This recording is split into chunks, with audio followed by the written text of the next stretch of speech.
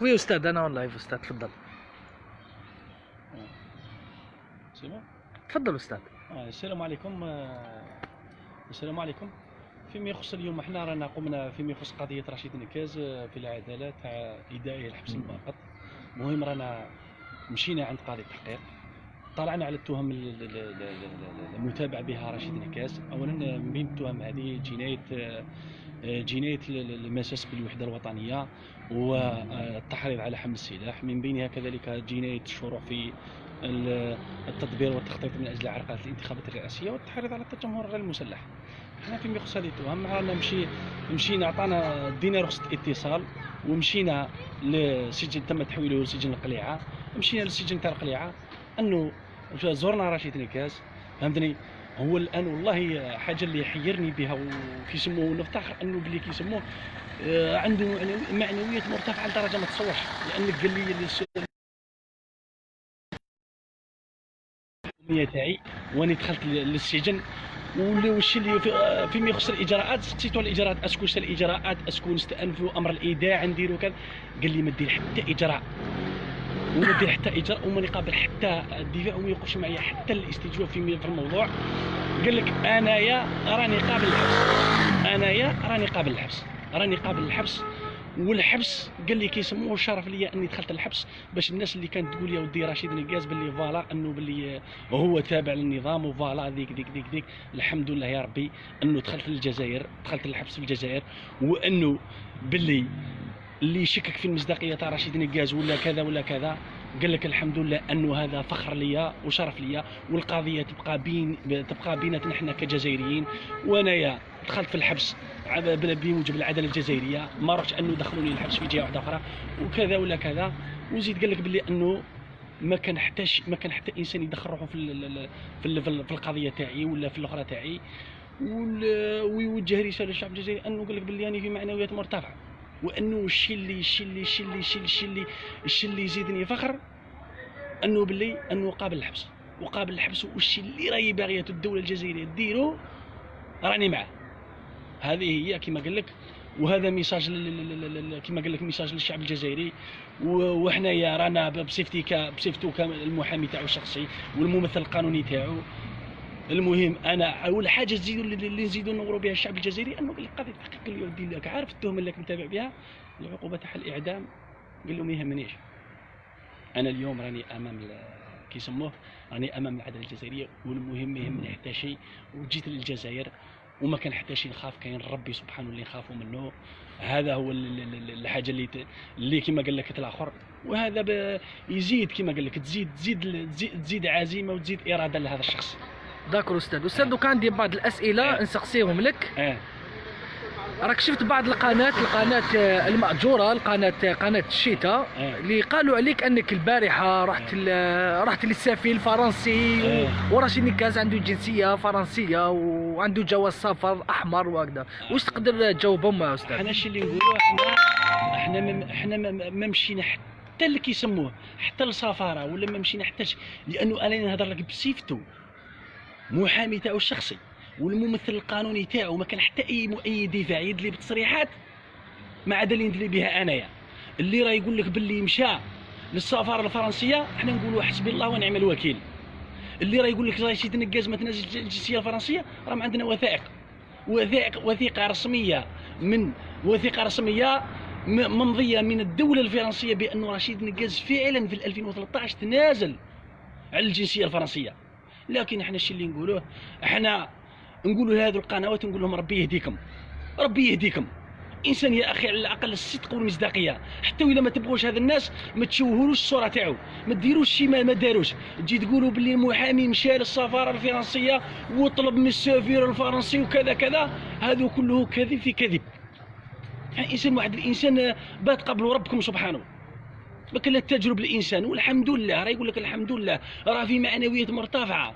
انا بغيت نستأنف له امر الايداع تاع الحبس المؤقت، قال لك ما تستأنفوا ليه. هذه لازم تعاود تاكدها لهم استاذ شهره على انه انت حبيت يعني تكسر الشرع باش تخرجوا من حبس الشارع على برا باش يفهموا مليح الشعب الجزائري. واش قال لك السيد رشيد نكاز؟ انا بغيت نستأنف له امر الايداع الحبس المؤقت اللي المده تاعو 3 ايام من يوم التبليغ، فهمتني. امام غرفه الاتهام بمجلس القضاء العاصمه، الا هو رفض. قال لك خويا انايا ما دير حتى اجراء، ما دير لي حتى اجراء. قال لك باللي انايا راني قابل للحبس. كي قال لك راني قابل للحبس لانه هو دائما هو اللي يقرر في الملف تاعو، في الاجراء تاعو. قال لك انا راني قابل للحبس، ما ديرليش استئناف، خليني داخل الحبس. الحاجه تشرفني اني داخل الحبس، الحمد لله يا ربي ما سرقت، ما ديت رزق الناس، ما درت حاجه مش مليحه، ما ذيك. هذه هي الحاجه اللي نقولوا عليها، هذه هي فيما يخص. واللي الناس اللي تشوفها في الصوره تاعو وتقول لك راح للسفير الفرنسي ودار وعنده جواز سفر وعنده جنسيه فرنسيه هذا كله كذب في كذب. ويزيد يقول لك باللي كذلك ما كفاهمش الامر، يروح يقول لك باللي انه الزوجه تاعو مستشاره في وزاره الخارجيه الامريكيه. احنا نقولوا ربي يهديكم. يعني سؤالي فقط حنكون معك استاذي. السلام عليكم ورحمه الله تعالى وبركاته. الزملاء والخوتنا. دونك انا بالنسبه لهذو القنوات لم يقولوا بلي جنسيه فرنسيه وجواز سفر احمر وزوجته تخدم في الوزاره الخارجيه، علاش كيترشح في 2014 ما قلتوش هكذا؟ وعلاش كيترشح انا في 2019 علاش ما قلتوش هكذا؟ يتسمى حتى كي داو الحبس باش وليتو تهضروا باللي مرتو تخدم في الوزاره الخارجيه وعنده جواز سفر احمر وعنده دوبل ناسيوناليتي، وكان هضرتو من الاول. واللي يقول لك ثاني موش في الحبس ولا ما تلاقى حتى مع كلمه. لا شوف يا استاذي الكريم، الناس تشكك، الناس امور، ناس ذيك. احنا رانا نعيشوا في واقع ناس تزيف الحقائق، تتهم. احنا الرسول صلى الله عليه وسلم ما سلمش من الاذى اللسان تاع الناس.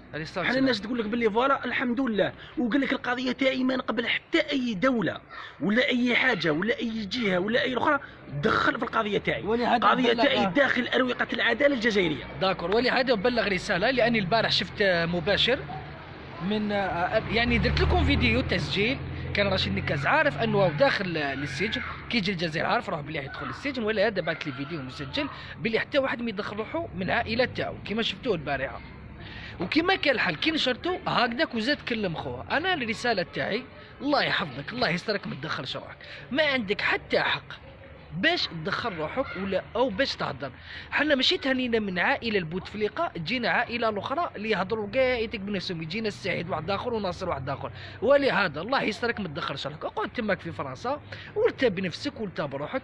اما انك تدخل في امور لا يعنيك ما تدخلش روحك، ما تروح تشكي لا لفرنسا لا فيف لا فرنسا لا لماكرون لا لترامب لا لبوتين. اقعد في بلاصتك كيما راك. حنا زيتنا في طريقنا، المشاكل تاعنا في الجزائر خاص المشاكل تاعنا في الجزائر. واذا انت عندك مشكل كما كنت تقول البارح عندك مشكل مع القايد صالح، يا خويا دير خوك كيما راجل وروح لهنايا واشكي بالقايد صالح وشوفوك الا تجي للبلاد ولا ما تجيش. اما انك تهضر في فرنسا وتقول روح نشكي الخارج على جال خويا العزيز، ما تدخل روحك وما عندك حتى دخل. واني درت الفيديو ما كاش الممثل تاعو من عائله رشيد نكاس. تفضل استاذ.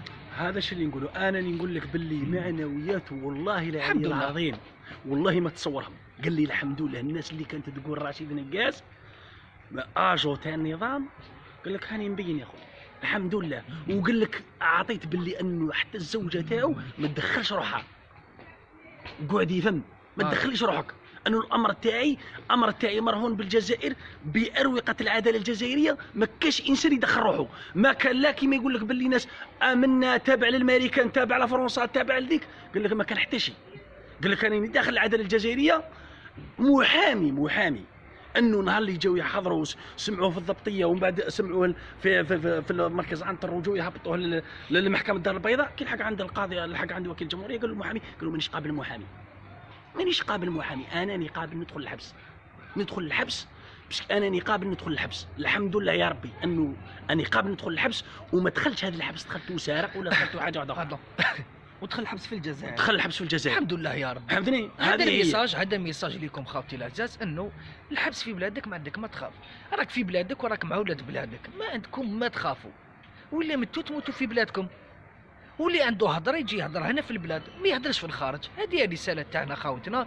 المهم رانا نديروا لكم ان شاء الله نكملوا البروغرام تاعنا ان شاء الله. نروحوا تانيك ايضا باتنا نخلصوا غرامه ماليه، نروحوا ايضا تيزوزوا ايضا نقدموا شكوى اخرى، نروحوا تانيك الجاي ان شاء الله نقدموا شكوى كما قال لكم رشيد لاجوندا تاعو. نكملوا البروغرام تاعو ان شاء الله. ميكو غير الخير خاوتنا. رجال دخلت الحبس ورجال ماتت ورجال الاخر. تحوس يا رشيد نكاز اللي راهو غير هنا بكا هنا.